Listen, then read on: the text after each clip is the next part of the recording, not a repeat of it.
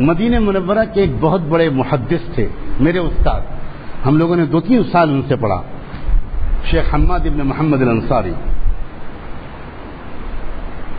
تقریباً 1 لاکھ حدیثوں کے سند کے ساتھ حافظ تھے، فنا فی الحدیث۔ حضرت جی رحمۃ اللہ علیہ، مولانا انعام الحسن صاحب اور سارے اکابر نظام الدین مدینے میں مقیم تھے، اور روزانہ خصوصی ملاقاتوں کے لیے کچھ نام طے ہوتے تھے۔ وہ ساری ذمہ داری میرے اوپر تھی کہ مدینے کے علماء سے ہمارے اکابر کی ملاقاتیں کرائی جائیں۔ تو ایک دن خصوصی ملاقات میں لے کر گیا حضرت مولانا عمر صاحب پالنپوری رحمۃ اللہ علیہ کو شیخ حماد کے پاس۔ شیخ حماد بہت بڑے محدث تھے، بڑے عالم تھے، مگر ہماری اس محنت کے بارے میں ان کو بہت اشکالات تھے۔ ایک تو وہی سمجھتے تھے کہ ہمارا عقیدہ ٹھیک نہیں، دوسرے یہ سمجھتے تھے کہ ہم بدعات اور شرک کے خلاف اس طرح نہیں بولتے جس طرح بولنا چاہیے، نہیں عن المنکر نہیں کرتے، صاف صاف روک ٹوک نہیں کرتے، لیکن مجھ سے ذاتی طور پر بہت زیادہ محبت کرتے تھے، بہت محبت کرتے تھے۔ یہاں تک ایک مرتبہ انہوں نے مجھ سے کہا کہ ابن خلیل، میرا نام کیونکہ خلیل الرحمن تھا تو عرب سب مجھے خلیلی کے نام سے جانتے تھے۔ عربی کا ان کا جملہ تھا احب فیک کل شیء الا التبلیغ، تمہاری ہر چیز مجھے بہت پسند ہے سوائے تبلیغ کے، اللہ تم کو اس سے چھٹکارا دے۔ میں بھی سوچے ہوئے تھا کہ انشاءاللہ آپ کا بھی وقت لگوانا ہے، یہ تو چیز ہی عجیب ہے، جس کو لگ جائے وہ سب کو جلا کے چھوڑتی، عجیب چنگاری ہے یہ۔ خیر وہ وقت آیا، مولانا عمر صاحب کو لے کر ہم لوگ گئے، رات کے کھانے کی انہوں نے دعوت کی، اور انہوں نے کہا کہ میں کیونکہ شیخ عمر صاحب سے بولنا چاہتا ہوں، ان سے کہہ دینا وقت لے کر آئیں اور کھانا ہمارے ساتھ کھائیں۔ اور مدینے کے علماء کو، عدالت کے قاضیوں ججوں کو انہوں نے مدعو کر لیا،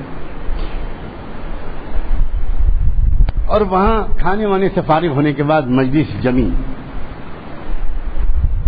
قہوہ اور کھجور کا دور چلا، اور اس کے بیچ میں انہوں نے کہا کہ شیخ عمر ایک بات آج مجھے آپ سے کہنی ہے، اور انہوں نے پھر یہ کہا بڑے احترام کے ساتھ، بڑی محبت کے ساتھ کہ آپ بڑی اچھی محنت کر رہے ہیں، یہ ہو رہا ہے، مگر آپ نہیں عن المنکر نہیں کرتے، آپ برائیوں سے صاف صاف روکتے نہیں، یہاں تک کہ شرک و بدعت بھی آپ دیکھتے ہیں تو آپ اس پر بھی نہیں روکتے۔ اب مولانا عمر صاحب کو اور کیا چاہیے تھا، بہترین موقع ملا کہ سارے علماء کے سامنے دعوت کی حکمت کو کھولیں۔ اب مولانا نے کیا درد مندانہ گفتگو کی، بڑی عاجزی اور تواضع کے ساتھ، بڑے انکسار کے ساتھ یہ کہتے ہوئے کہ آج مدینے کے علماء جمع ہیں، اور مدینے کے علماء جس بات پر فتویٰ دے دیتے تھے، امام مالک رحمۃ اللہ علیہ ساری دنیا کے علماء کی طرف اس کے بعد دیکھتے بھی نہیں تھے۔ امام مالک کی پوری فقہ تو دراصل قائم ہے فقہائے مدینہ پر، اور آج فقہائے مدینہ جمع ہیں۔ یہ ہندوستان کا اعجمی طالب علم حاضر ہے، یہ اپنا سبق سناتا ہے، اس کے بعد آپ جو فرما دیں گے میں وعدہ کرتا ہوں کہ پھر میں وہی کروں گا جو آپ فرمائیں۔ سچے دل سے انہوں نے بڑی تڑپ کے ساتھ یہ بات فرمائی، اور پھر کہا کہ ایک واقعہ میں سنانا چاہتا ہوں اپنا ذاتی، اس سے آپ کی سمجھ میں آئے گا کہ ہمارا دعوت دینے کا طریقہ کیا ہے اور منکرات سے روکنے کا طریقہ کیا ہے۔ ہم یہ نہیں کہتے کہ یہی ایک طریقہ ہے، لیکن ہمارا طریقہ کیا ہے اس کی وضاحت کرنا چاہتا ہوں۔ تو وہ شیخ حماد بولے حدث ولا حرج، یعنی اطمینان سے گفتگو کی گئی، جتنی تفصیلی گفتگو کر سکیں کریں، ہم سب ہمتن گوش ہیں۔ پھر مولانا نے اپنا ایک واقعہ سنایا کہ ایک بار حضرت جی رحمۃ اللہ علیہ مولانا یوسف صاحب نے اچانک مجھے بلایا کہ ہماری عمر اجمیر میں عرس چل رہا ہے، تو ایک جماعت لے کر ذرا وہاں چلے جاؤ۔ تو مولانا عمر صاحب نے اس وقت کہا کہ میں تو سوچنے لگا کہ ابھی کچھ دنوں سے میں دعا مانگنے لگا ہوں اللہ اپنے راستے کی موت نصیب پر، لگتا ہے قبول ہو گئی۔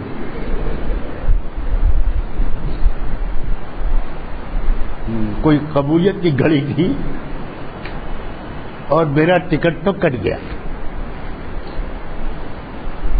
حضرت جی کچھ عذر کرنا چاہا، حضرت نے کچھ نہیں سنا، خوب ترغیب دے کر اور فرمایا کہ نہیں جاؤ، فرض ہے ہمارا۔ اللہ خیر فرمائے، وصیت کی گھر والوں سے، کہاں سنا معاف کرایا، اور بسم اللہ مجرہا و مرساہا، روانہ ہو گئے، وہاں پہنچے۔ اب سنو کیا انداز اختیار، کہنے لگے کہ حضرت جی کی دعائیں تھیں، توجہات تھیں، یہ طریقہ ہوتا ہے بزرگوں کا، اپنے اوپر کچھ نہیں لیتے۔ اللہ نے ایسی حکمت میرے اوپر سجھائی، ایسا راستہ کھولا جو کبھی پہلے سوچا بھی نہیں تھا۔ کہنے لگے میں وہاں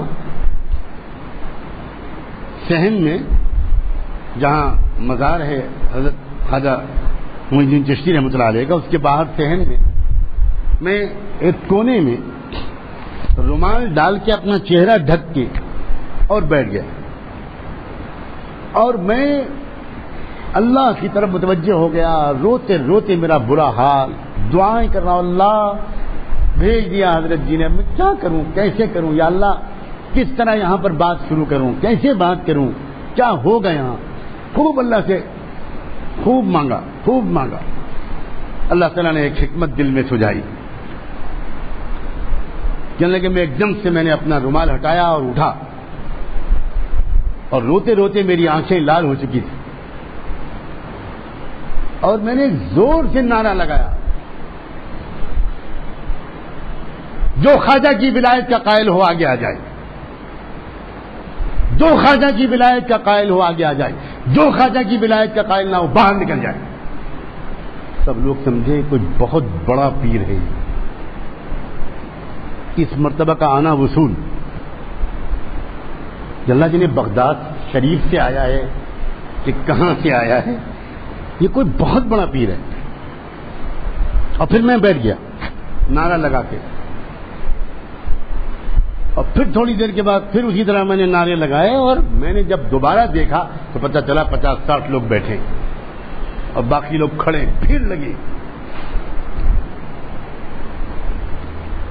اور اس کے بعد پھر میں نے لوگوں سے کہا، او خواجہ کے چاہنے والوں، ایک بات بتاؤ، خواجہ کا نام نامی اسم گرامی کیا تھا؟ بڑے جلال کے ساتھ، جلال کے ساتھ بولنا یہ علامت ہے پہنچے ہوئے ہونے کی۔ جتنی زور سے ڈانٹو گے سمجھیں گے پیر صاحب اتنے ہی بڑے، اور جتنے اکرام سے بولو گے، اخلاق سے بولو گے، سمجھیں گے یہ بیچارہ زید امر بکر ہے۔ سب بزنس کے سیکرٹس ہیں۔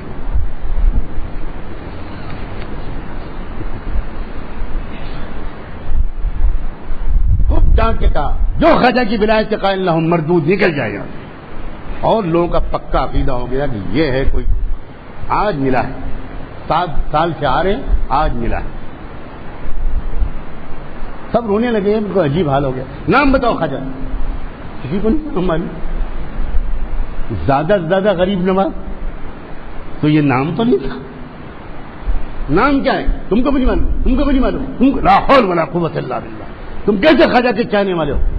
سب گھبرا گئے کہ دیکھ بھی بیکار، کھچڑا بھی گیا، اور اتنی دفعہ آئے پیسہ خرچ ہوا وہ بھی گیا، نام ہی نہیں معلوم، کیونکہ نام وام تو کوئی بتاتے نہیں۔ کس شہر میں پیدا ہوئے تھے خواجہ صاحب؟ نام نہیں معلوم، تو یہ کیا معلوم ہوگا؟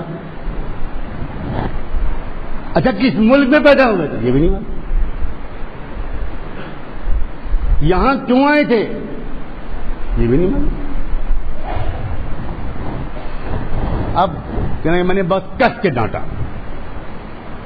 بغیر تو شرم نہیں آتی، کیا قبول کریں گے خواجہ تمہاری زیارت؟ کچھ خبر نہیں ہے تم کو۔ سب گھبرا گئے۔ اس کے بعد میں نے کہا جو خواجہ کو جاننا چاہے، جو خواجہ سے اپنے لو لگانا چاہے، محبت کرنا چاہے، خواجہ کے سکھائے ہوئے راستے پر چلنا چاہے، ہمارے ساتھ رہو کچھ دن، ہم بتائیں گے خواجہ کون تھے. سمجھ گئے؟ ہو گئی تشکیل.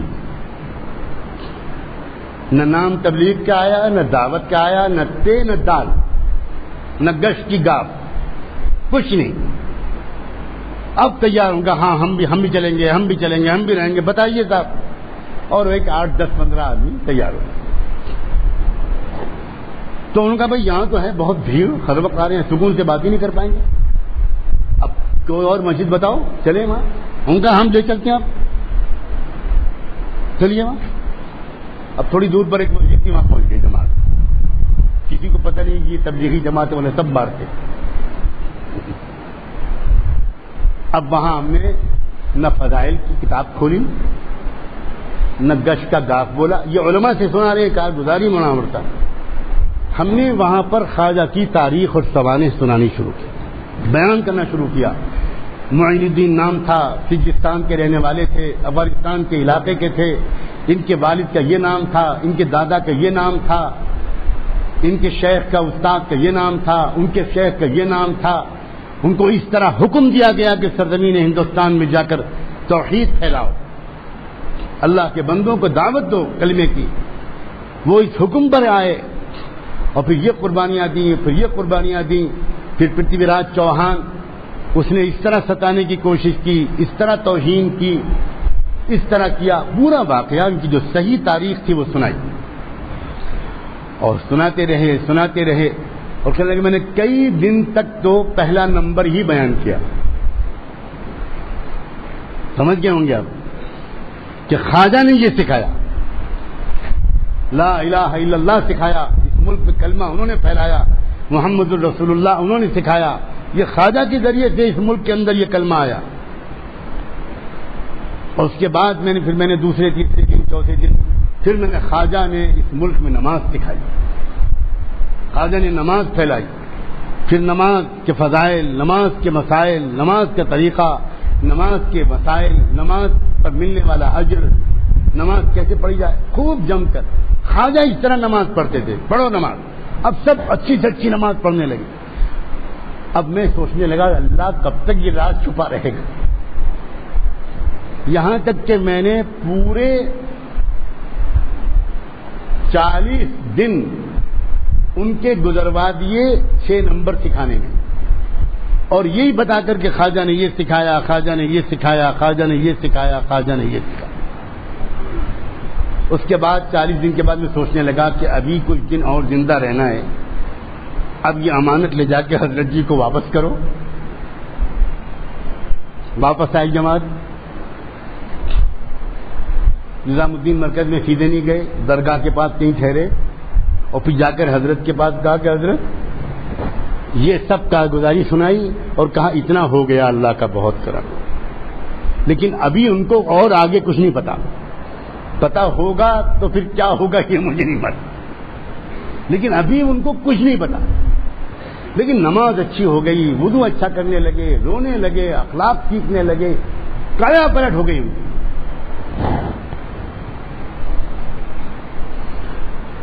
فرمایا لاؤ فجر کی نماز یہاں پڑھواؤ اور میرے بیان میں سامنے بٹھواؤ، اور اللہ کی طرف متوجہ ہو کر دعا مانگو. مولانا عمر صاحب نے کہا کہ اب کیا کریں، حضرت جی کا حکم تھا. لائے، بٹھایا اور ان سے کہا کہ دیکھو کوئی بات سمجھ میں نہ آئے تو بولنا مت بیچ میں، بعد میں ہم تم نپٹیں گے نا، ہم لوگ سب خواجہ کے ہیں. ہاں مولوی جی بالکل ٹھیک. اور اس کے بعد 40 دن گزارنے کے بعد 2-3 دن وہاں رہے اور بہت اچھا وقت گزارا. اس کے بعد حضرت جی نے کہا اب اس جماعت کو لے کر دیوبند جاؤ. مولانا عمر صاحب نے کہا حضرت کیا بہت جلدی بھیجنے کا ارادہ ہے، کچھ مجھ سے غلطی ہو رہی؟ حضرت ابھی کچھ دن اور. فرمایا نہیں ابھی بہت دن رہو گے، جاؤ. خود مولانا عمر صاحب نے کارگزاری سنائی، عجیب کارگزاری، اور کہا کہ ہم ان کو لے دیوبند لے گئے اور دیوبند میں جا کر ہم نے ان سے کہا کہ دیکھو سب سے پہلے ایک کام کرتے ہیں، یہ جو بڑے بڑے درجے ہیں، درسگاہیں جہاں یہ سب کتابیں پڑھاتے ہیں، اس لیے کہ جب انہوں نے دیوبند کا نام سنا تو بھڑک گئے، دیوبند جائیں گے وہابیوں کے وہابڑوں کے وہاں جائیں گے ہم؟ تو انہوں نے کہا اچھا کیوں؟ نہ وہ رسول کے گستاخ، نبیوں اور ولیوں کو نہ ماننے والے۔ تو مولانا عمر صاحب کی بات آج تک مجھے یاد ہے کہ میں نے ان سے کہا کہ صدیق اکبر کی زبان سے جملہ نکلا تھا اَيُنْقَصُ الدِّينُ وَأَنَا حَيٌّ، کیا دین میں کمی کی جائے اور میں زندہ رہوں؟